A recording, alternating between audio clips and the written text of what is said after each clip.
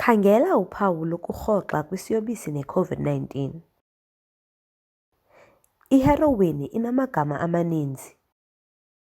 Xa iheroin nezinye iziyobisi ziqalisa ukuphela, uyakurhoxisa. Kukho iimpawu eziqhelekileyo ezisixhenxe zokurhoxisa. Ukuziva ugula okanye ufuna ukugabha. Ukubila, ukulila nokuba nomkhunyu. Iintlungu zethambo nesihlunu.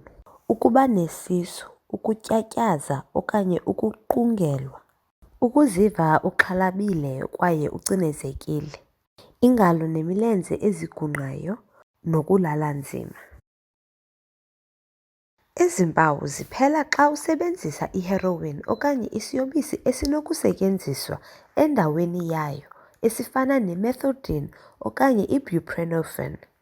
Emva kosebenzisa iheroin okanye i-OST, ukuba usenomkhuhlane, ukukhohlela, iphika nokungava ivumba nencasa, kungaba unesifo sentsholongwane ye-corona-19. Isifo sibangelwa yintsholongwane entsha ye-corona. Nxiba igxulusha. Hlala ngokwahlukana kwabanye abantu. Tsalela umnxeba woncedo we-COVID-19. Okanye hambokufumana uncedo ukuba ucinga une-COVID-19. Khangela iimpawu zakho. Zilungiselele. Nqanda usulelo. Thintela i-COVID-19. Iimpilo zethu zisezandleni zethu.